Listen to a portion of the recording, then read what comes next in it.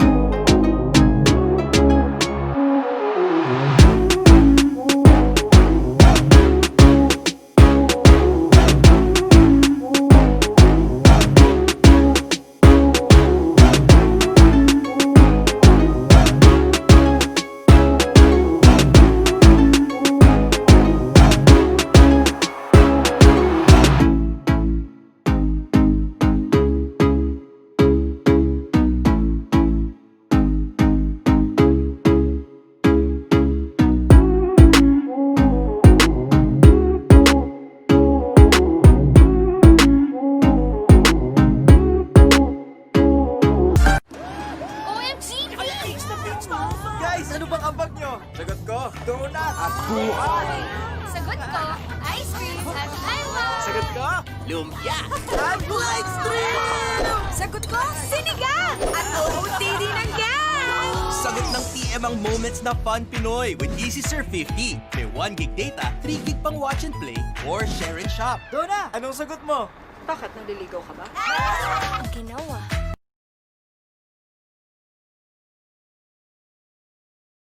Magandang hapon po sa ating lahat, lalong-lalo na po sa ating mga kababayan ng mga sarangan.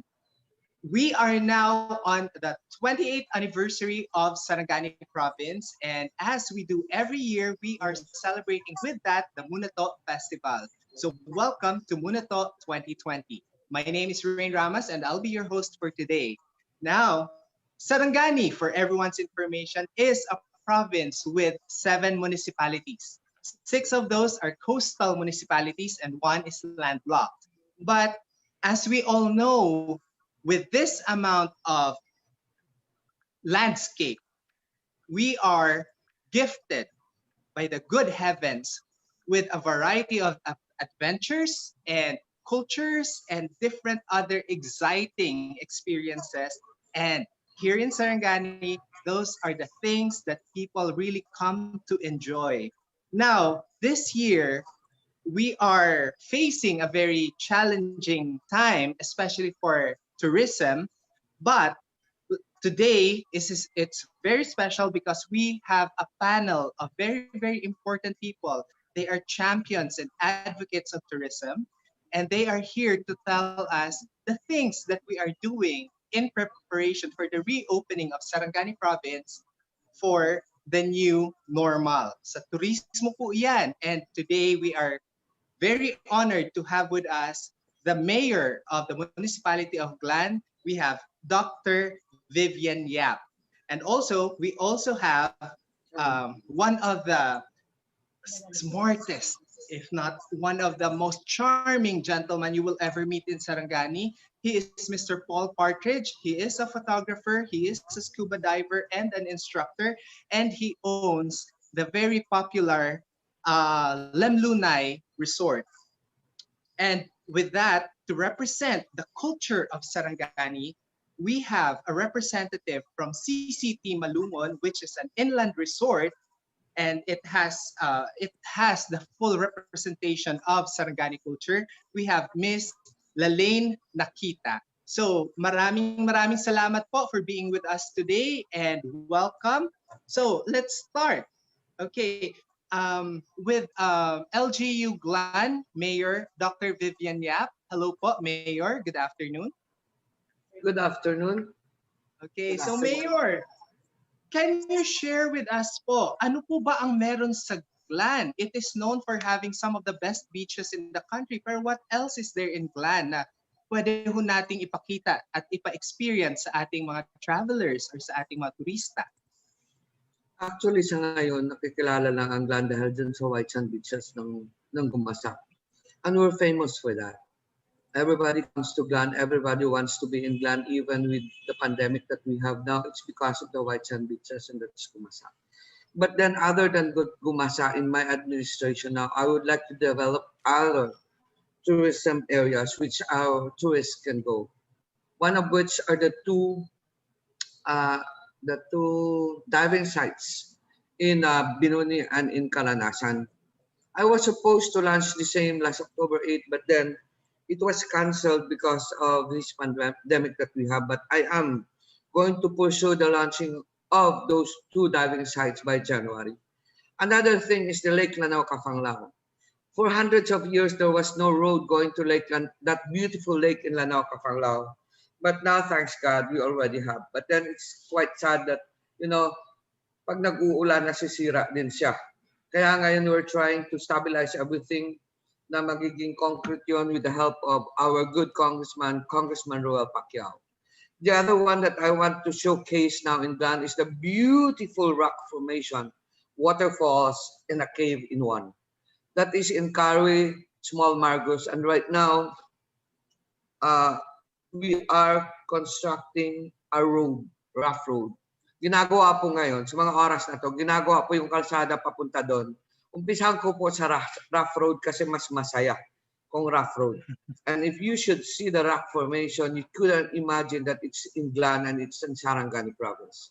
So at least when a tourist come to Glan, you can go straight to that rock formation, then after which go to Gumasak, enjoy the beaches and enjoy diving. If you want to go to Lake Lanao, Kafanglao, go. Then afterwards, come down and enjoy the beaches. So marami ka nang mapuntahan dito, hindi lang puro Gumasak. So ginawa ko parang may variation para naman yung mga turista natin may engganyo natin sa pagpunta dito sa bayan natin. Okay po. Maraming salamat po, Mayor, and that makes Glan sound very more exciting. I have to admit, I'm a very big fan of Glan, lalo na pagdating sa mga beaches, and mas masaya na yata ngayon. Mas marami tayong mga adventure choices pag bumalik na ulit tayo doon.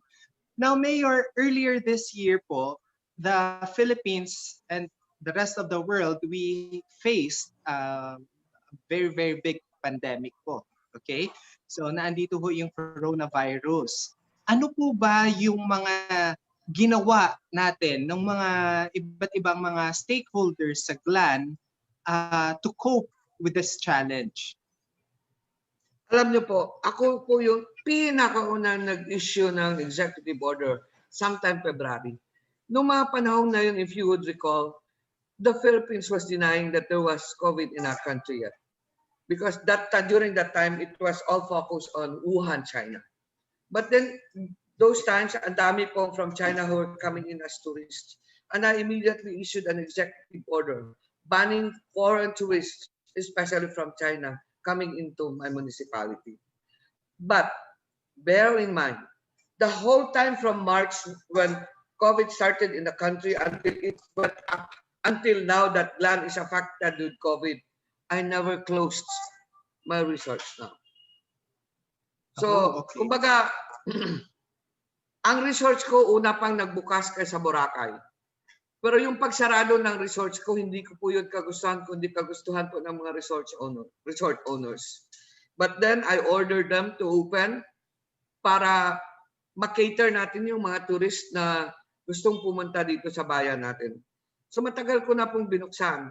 Yung sa research ko, meron na po kaming meeting parate ng Glatia at meron kaming mga protocols na sinusunod sa mga kung paano sila dapat meron silang ang tawag nito booking, pre-booking sa lahat. So gugulat nga ako ngayon, dami-daming tao dito eh. Actually, ang dami-dami pong nasa beaches namin ngayon. Pero kaya lang nga, meron ako requirements na mga tawag nito, mga rapid test result and a medical certificate. Kaya lang, baka mawawala din to in due time because on November 26, that is Thursday of this week, we are launching the DV Cares Data Vault for your COVID-19 assessment, response, emergency system. This will be my digital tracking system, not only for COVID, but for crimes and calamities too. Now, since we will be having our QRs now, then most probably just showing your QR, then you most can probably enter Glan. So a lot of people I know would be very happy. But then we're trying to secure Glan. I'm trying to secure my municipality because of the entrance of COVID, and there was, and still now, local transmission. But thanks God, I have contained the spread of the local transmission of COVID in my municipality. Medyo ngayon meron nagpapiskip tayo sa dalawa, but then nakita ko po na medyo nagawan ko po ng paraan at tulong po ng Diyos na na-contain ko po yung COVID dito sa aking munisipyo. Okay, thank you very much po, Mayor. It seems like the municipality of Glan is very, very much prepared, no? At napakarami nating mga preparations na nagawa dyan just to ensure the safety of both the locals and the tourists. Now, Mayor, sa papasok na ho tayo dun sa tinatawag nating the new normal, no? Ito, lalo na po, ang laging tinitingnan or nilook forward to ng mga tao is 2021. Ano po ba ang expectations natin para sa 2021? Ganito kasi yan to start with. Glan, for example, has been zero COVID for so long a time, for several months until October 24, na talaga nagkaroon kami ng local case. Kaya panic time ang mga tao, etc. It really did affect. Because we were like, kahit na modified kami, pero ang buhay po namin dito sa Glan is parang new normal na. Economy was working, tourism areas were open. New normal na kami, quote-unquote. Hanggang pumasok itong COVID sa bayan namin, medyo hinto tayo. But then, if makontrol namin ito by 2021, new normal is new normal as we call it, life would never be the same again, as I've told the people. Iba na talaga. So we will continue on with our precautions with regards our tourism areas, but that will be open. I will never close Glan, never. And I don't intend to close Glan. Glan will always be open to tourists, but nagmamanman po kami. Medyo mahigpit ng konti. Kahit sa aming mga resorts, may mga check talaga with all the things that we need, just in case merong makapasok na positive sa COVID. Madali lang ang contact tracing. Kasi ito lang naman ang showcase namin ng Glan, tourism lang. So with regards talking about economy, well, I have been prepared for this actually because when COVID started in March, I was in Manila then. When I came home on March 12, I have already made my plan for the COVID thing, modesty aside. By the start of it, until sa maghina ang COVID, how would it affect the economy hanggang anong gagawin ko sa ekonomiya ng Glan. Kasi micro lang kami dito business. Pag naapektuhan lahat, patay na kami. So, it has been prepared by me. Ginawa ko na lahat. So, wala akong, sabihin, nothing new, nothing fancy, but parang normal lang din. So, yung buhay namin dito, walang pagbabago. Kasi wala naman kami higpitan except for other people coming into Glan. Because for so long a time, we've been under new normal. Okay, thank you very much. Actually, I wanted to declare Glan new normal, but we were not allowed. We were not. Those times, those months that there was no COVID in here, that I was forced to make it modified, I really wanted to put new normal there. But I could not. because of the protocols that we had to follow. Yan lang po. Okay, thank you very much, Mayor. Ramdam na ramdam namin yung commitment niyo. Ramdam na ramdam namin yung conviction niyo in making sure that Glan is a very safe haven, no? A very safe haven for our tourists. Now, during po sa pandemic natin, Mayor, are there any things that you have learned or things that have given you more wisdom as a leader? Actually, it is very hard to be a hands-on leader. When COVID started in my municipality, yung merong namatay, talagang I had to move fast. I had to instruct everything. Everything came from me. What I did was massive rapid testing for free. Just to make sure. Wala akong fear na lalabas na marami. I don't care. It's a fact. We go real time. I had massive disinfection, massive isolation, massive home quarantine. Kakapagod. Pero ito lang. Pag isa kang local executive, nasa puso mo na andyan ang Diyos. And if you keep on praying for the Lord to give you wisdom, as I have a commitment with the Lord, when He sent me a message that He has chosen me as His servant, and that He's making a covenant with Him, and I did. Iba. Iba kasi pag nandyan ang Diyos. Sa hirap ng dinahanan ko dito, hindi ko akalain na nakayanan ko lahat. Sa liit ng pera namin, pero nagawa ko nagpa-massive rapid testing, libo-libong tao. Nakapag-isolate ako na konti lang yung aking isolation. Nakapagbigay kami ng mga bigas at mga pagkain sa mga tao namin. Hindi sila naghirap the whole time na naka-quarantine sila at nakapag-lockdown ako ng mga maliliit na lugar. Hindi ko nakita naghirap sila. It was so light on me, in my heart, because the Lord was there. Yan lang man, that's my secret, you know, my secret is the Lord. Nothing else. And kasi din, kaya ganun, because I'm a doctor, and I get to understand COVID, and I get to understand paano siya mag-a-affect ng tao, paano siya mag-i-infect. And I'm in constant communication through video to my people, reporting them with transparency, the real score, nothing hidden in it, of the COVID situation in my municipality. That's simple lang po.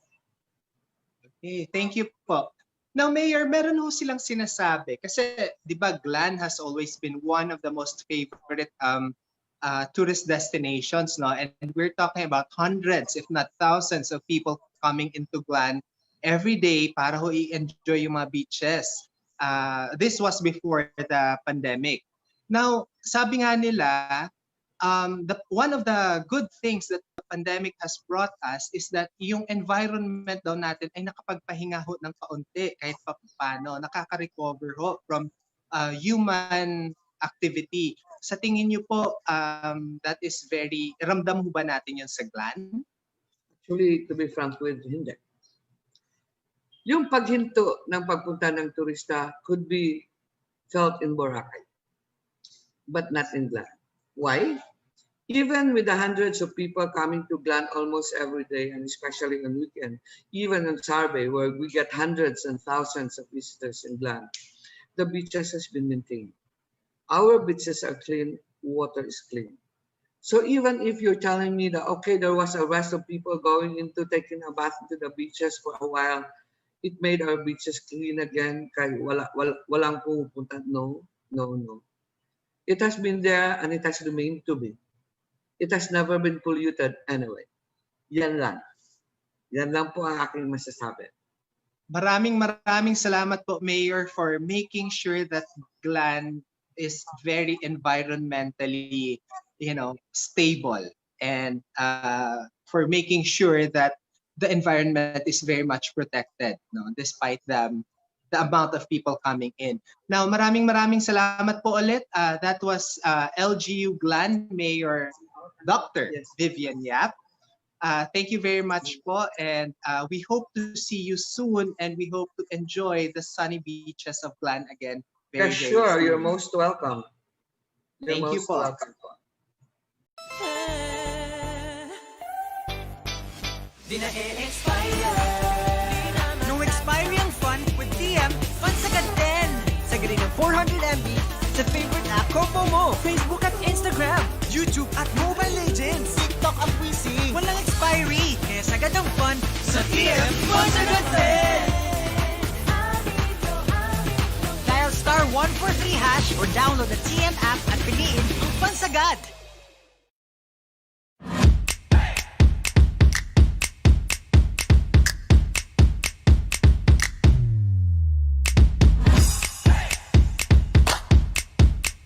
Masagan ang Maitom! Wow, Maitom! Ang bayan ng Maitom ay tahanan ng iba't ibang kultura. Sagana ito sa likas na yaman na pwedeng ipamahagi sa buong mundo. Tara na!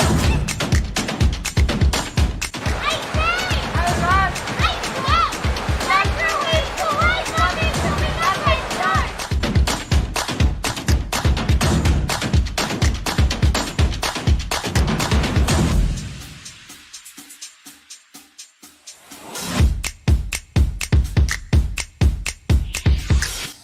Hanap niyo ba yung extreme adventure? Tara sa Golden Boy Airsoft Gaming! Kahit may pandemya, nakapagbukas ang Maitom ng kakaibang tourist destination.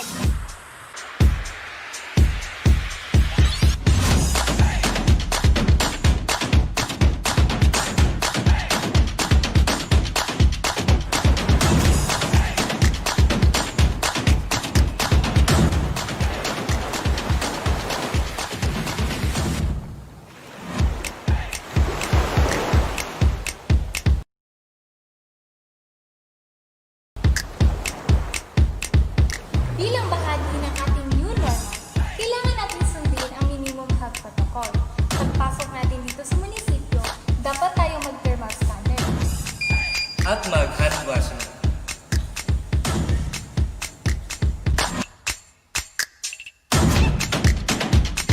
Nandito po tayo ngayon sa Maitom Municipal Museum na kung saan makikita natin ang replika ng anthropomorphic jars.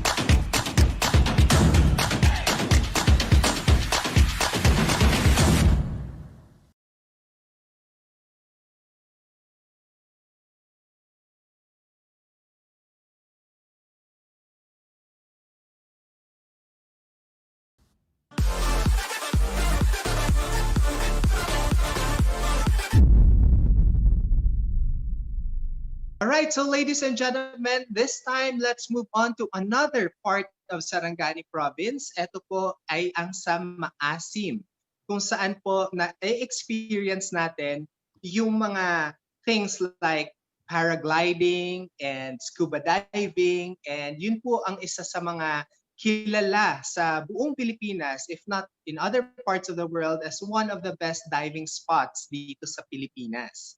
Okay, and with us is Mr. Paul Partridge. He is the owner of Lemlunay Beach Resort or Dive Resort. And Paul is a very accomplished scuba diver and instructor. And at the same time, he is also a very, very talented photographer. And he has shared with us a lot of beautiful photos of the underwater scapes of Sarangani Province. Hello, good afternoon, Paul. Good afternoon. Magandang hapon sa lahat.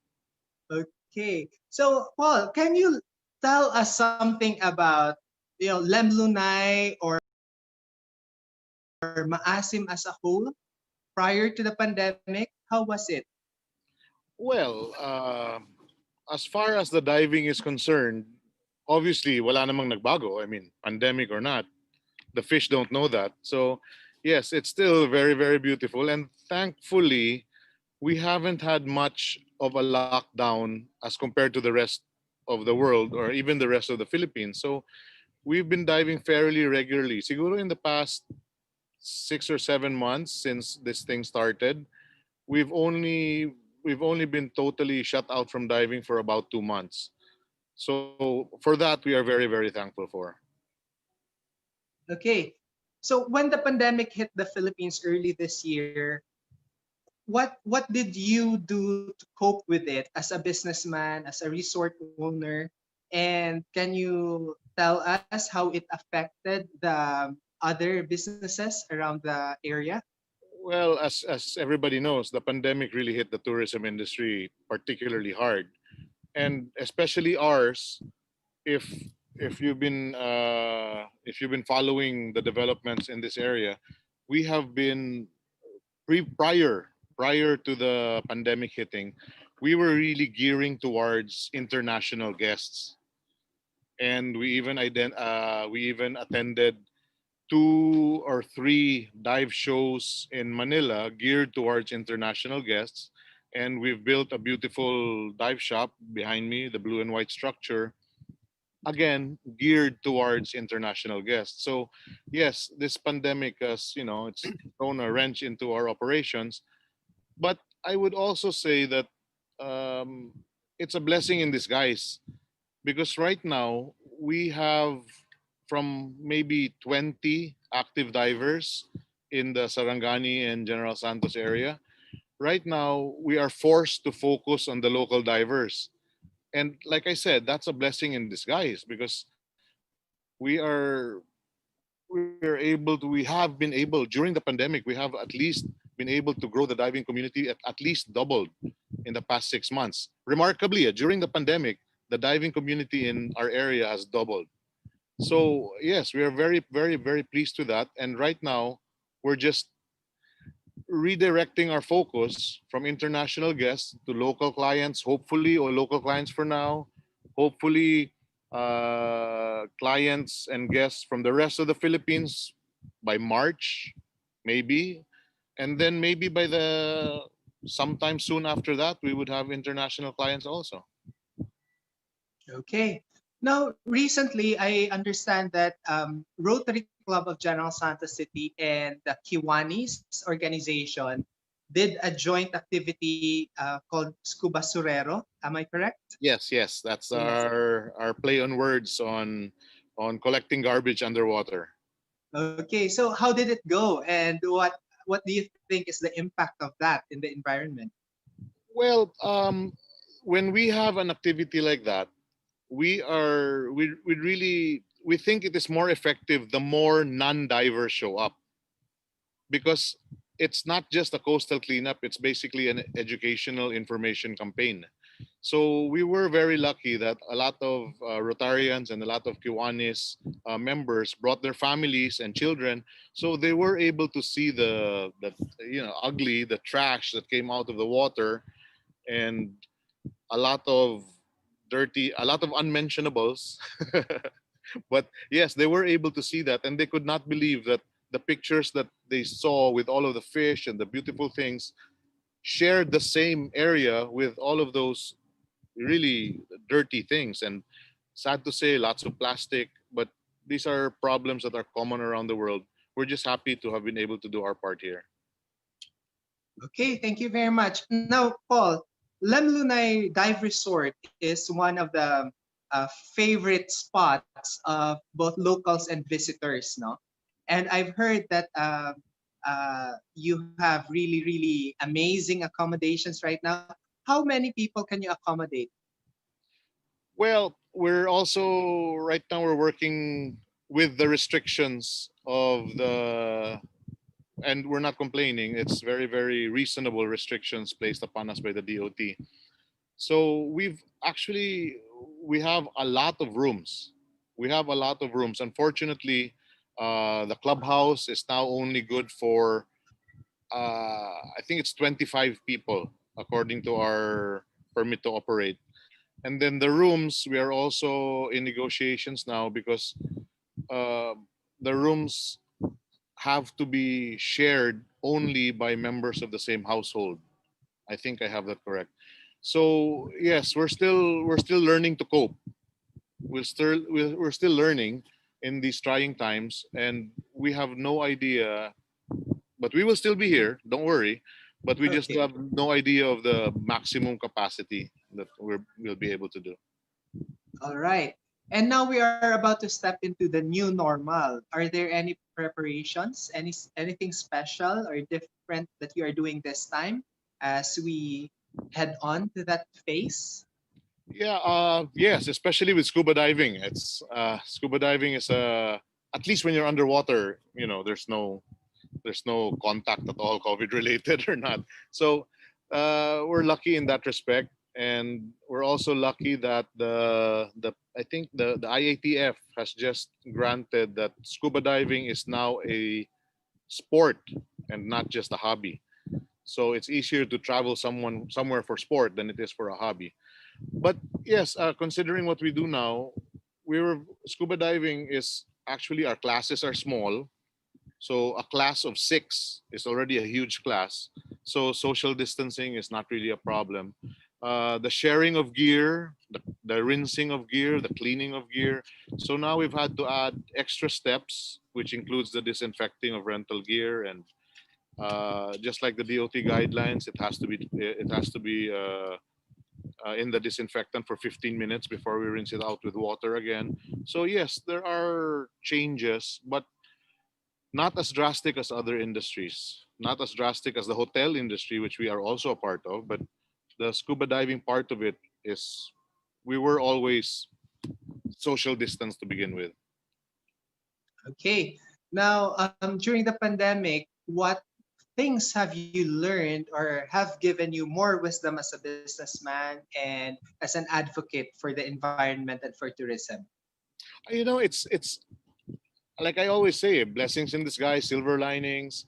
I mean, and I had to go into the mall this morning for one reason or another, and right now everybody is now on an environmental outdoor kick, and that really, really, really, really makes me happy. We've had more people inquiring now, less people, I guess, going into malls, but we have inquiries. We have one person in these trying times. We still have to have one person just replying to text messages, replying to inquiries on email and messenger. But yes, it seems like there is a silver lining that everybody is now on an outdoor kick, and they all want to try it. And to message to everybody there, we're here, we're willing to accommodate all of you. Okay. All right. So thank you very much, Paul. It was nice hearing from you, and we do hope to see you again soon. And enjoy the resort. Yes, I hope to see you all here. Thank you very much, Rain. Okay. Thank you very much. Brown out! May lamok! Init! Kaming bahala sa fun. Basta may doble data, doble ang fun. With TMEC Surf 50, doble data. Dinoble na ang pang-internet. May 3 gig pang fun aliw. For TikTok, we sing. Mobile Legends, Facebook, at YouTube. Yeah!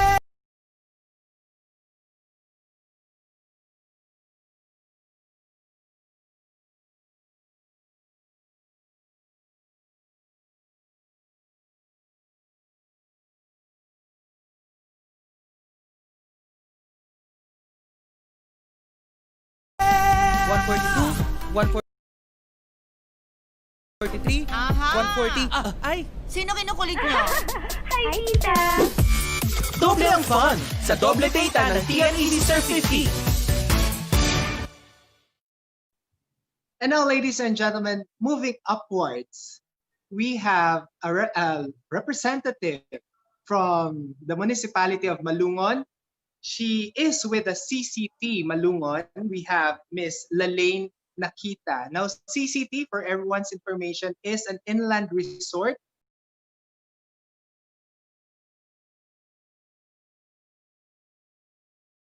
Now, Malungon is the only municipality in Sarangani that does not have a beach. No, it's not a coastal municipality, but it is rich when it comes to culture. And again, Miss Lalaine is here with us to tell us more about that. Hello, Miss Lalaine. Hi, good afternoon, everyone. No, it's nice Hey. to be one of the panel, no, to be interviewed. First of all, Malungon, sabi mo nga kanina, it's the only inland, no? So, big sabihin, you will be expecting more mountains, no, mga rivers, but rich in culture, especially the Blaan and Tagakaulo tribe. No, so our place, the CCT Malungon Retreat and Training Center, is one and recognized by the Department of Tourism as one of the tourist destination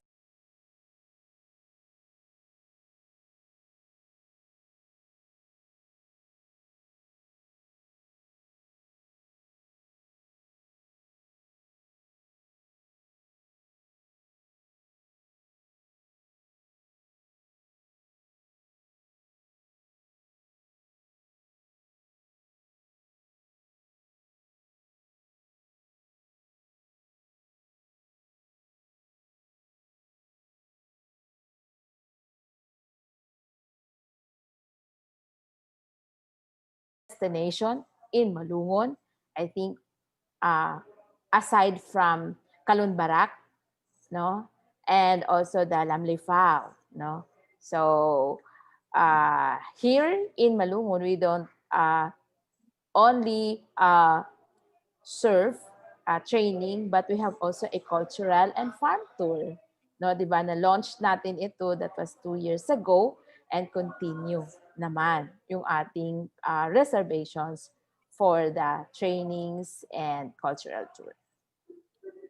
Yes, ma'am. So, I was fortunate enough to be able to visit CCT once Yes. before, no, and Yes. it's very, very surprising, no, because straight from the highway, you enter this a small driveway na puro trees, and then Yes. all of a sudden you're greeted by this big complex, a very, very well manicured complex that is the CCT. In fact, ang sentro ng lahat is this bamboo mansion, right? Yeah. Yes. Yes. Okay. So what else can our visitors in the future, what else can they expect when they visit CCT? So here in CCT, if you have conferences and retreats and seminars, we can have our 5 dormitories, no, and one big hall, no, the bamboo building. I think this is one of a kind in Malungon or in Sarangani. I think, no, I think ito ay na-feature na national, no, icon ito ng Sarangani, no, as a I saw it in the Daily Inquirer. So icon niya ng Sarangani, proud of Sarangani, is the bamboo building, a 2-story building made of bamboo here in Malungon. The second is we have the swimming pool, you know, the swimming pool. We have also the mini zip line, you know, and then we have this cultural tour and we highlight the bamboo, no, the bamboo, the usage, how important is the bamboo in the life of our Blaan and Tagakaulo. So that's why fini-feature talaga natin yung bamboo, highlighted yung bamboo, and ini-expose natin how is that important to our tribal communities. Okay. So, as we know that the CCT has always been a thriving facility, no? It's a very gorgeous resort. Yeah. Now, nung nagkaroon ho tayo ng pandemic, paano ho ba kayo naapektuhan nun? Paano rin kayo nakapag-cope during the pandemic? Okay. So, alam mo nung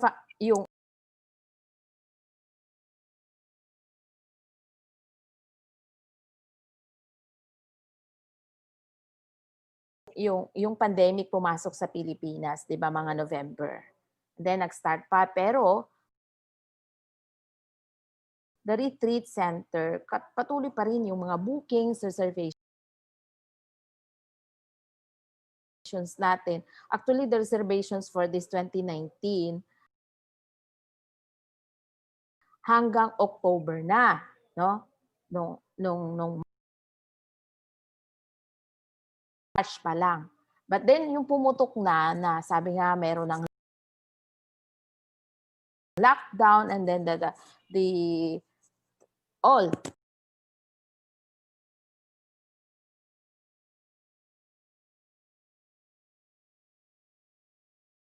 all meron ng lockdown. The national government ordered na March 15 lockdown. You know what? All our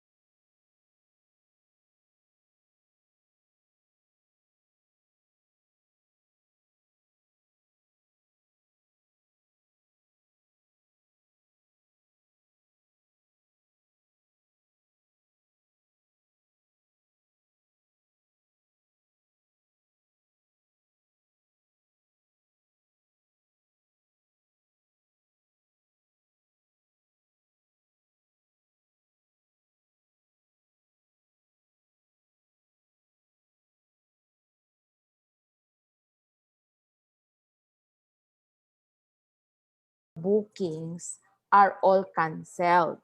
So, syempre, it's so shock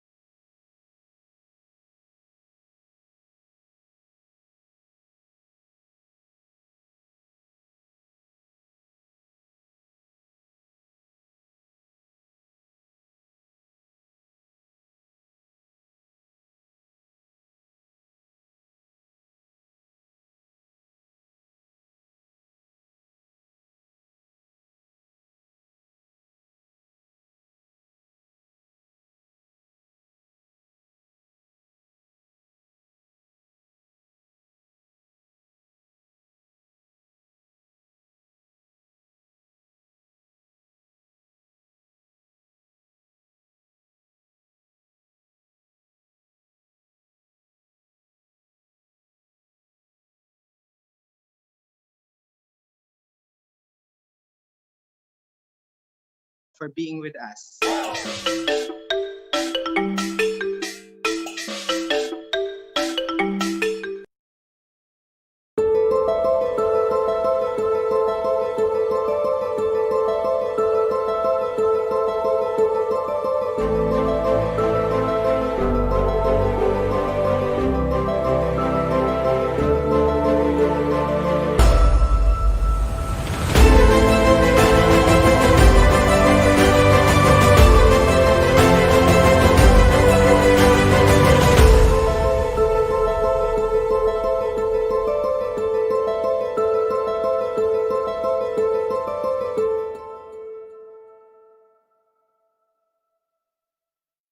Patuloy ang saya ng MunaTo Festival 2020 online. Sali na mamayang alas 7 ng gabi at manalo ng papremyo sa Padula MunaTo.